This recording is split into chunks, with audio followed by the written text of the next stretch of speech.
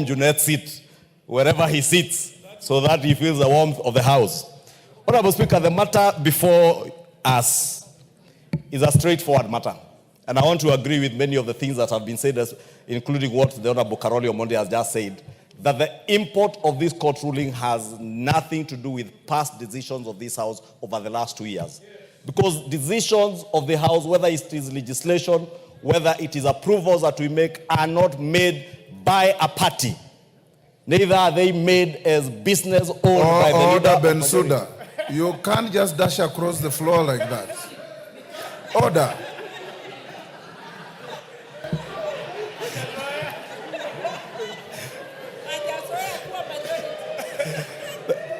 Thank you, Honorable Speaker. Honorable Bensouda is not used to sitting on this side of the House, so we may forgive her. It is very hot this Honorable Speaker, I was saying that decisions of the House are decisions of Parliament.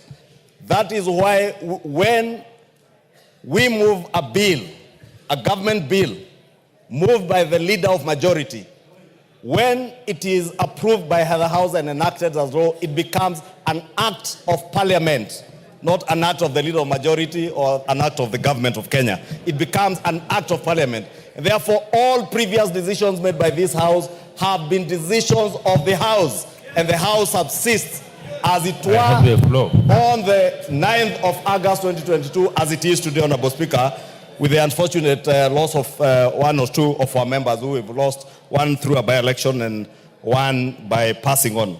Honorable Speaker, we also have a very good constitution, Honorable Speaker.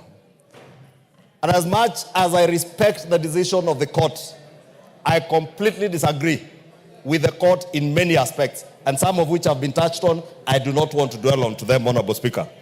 But the question that we need to ask you, Honorable Speaker, and ask ourselves, what is it out of the 34 prayers? Honorable Speaker, there is a lot of loud consultations behind me. Order, members. I was saying, Honorable Speaker, the gentleman who went to court with a total of 34 prayers before the court.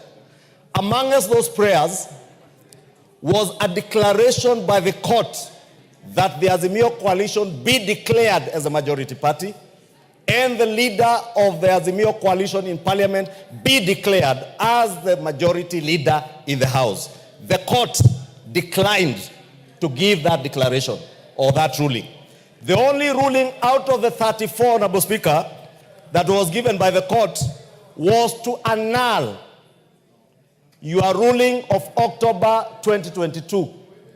And the import of that annulment, Honorable Speaker, when they said that they found it to be unconstitutional, null and void, the import of that is we go back to the status quo as at 9th of August 2022. It's called status quo ante. Status quo ante, Honorable Speaker. You know, I'm only an accountant, I'm not a lawyer, Honorable Speaker. But at least, I also know, Honorable Speaker, because I studied in commercial law, in my accounting studies, the doctrine of ultra vires, where anything that is ultra vires the Constitution, any statute, give him a minute. Any statute, Honorable Speaker, or any act of Parliament that is inconsistent with the Constitution is null and void to the extent of that inconsistency.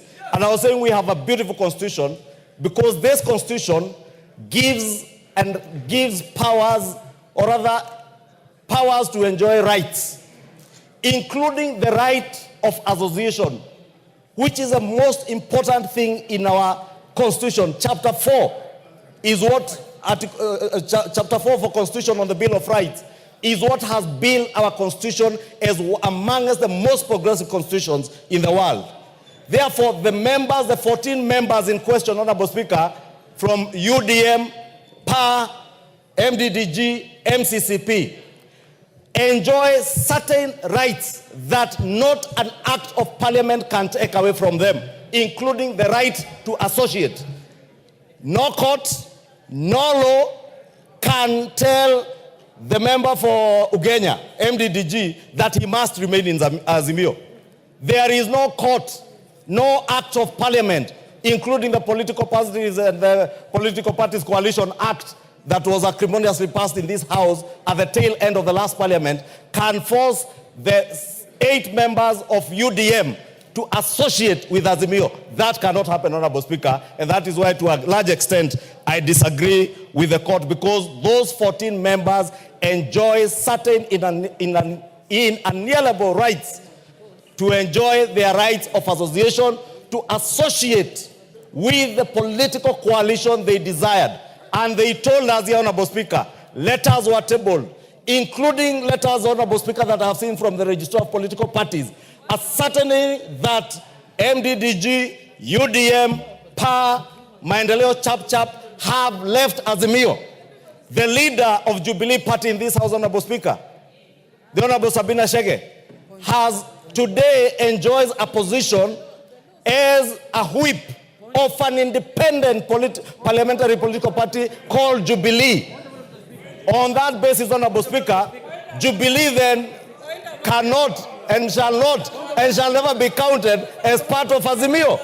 Therefore, Honorable Speaker, Honorable Speaker, we are inviting you to make a decision on the status quo ante. On status quo ante, Honorable Speaker, it is up to you as a Speaker to now make a fresh ruling, since you are ruling. Yes, Junet. Mr. Speaker, it is not my intention to interrupt. You have already done so. Yeah, my colleague, Mr. Speaker, yes.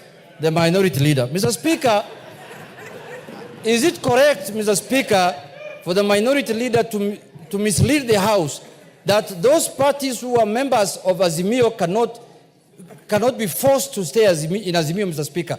To that extent, Mr. Speaker, there is a procedure of getting out of Azimio, Mr. Speaker. They have not followed the procedure, Mr. Speaker, and I can tell you I'm the Secretary General of Azimio, Mr. Speaker. They only wrote letters to me. They never followed the procedure, Mr. Speaker. And Mr. Speaker, I can see David Ochieng wants to respond to me. That's one member party, Mr. Speaker. We cannot discuss in this, Mr. Speaker. Order, Honorable Junet. Don't disparage your colleagues. You are better than that. Kimani Ichung'wah, you have 1 minute. Honorable Speaker, so that I do not waste a lot of time, I was saying that what you are being called upon to determine from the status quo ante is as we speak now, because your decision or your ruling of October has been annulled by the court. Respect to that court ruling is paramount, and you must respect it. And that is why, Honorable Speaker, myself, in respect of that court ruling, today, I have appeared here and decided to sit with my brother, Honorable Junet, wherever I can sit, Honorable Speaker, because that ruling being annulled now calls on you to now look at the facts as they are today and numbers as they are. Honorable Speaker, you know, last week we got letters from the clerk's office, myself and the Honorable Junet Mohammed, to submit names for the House Business Committee.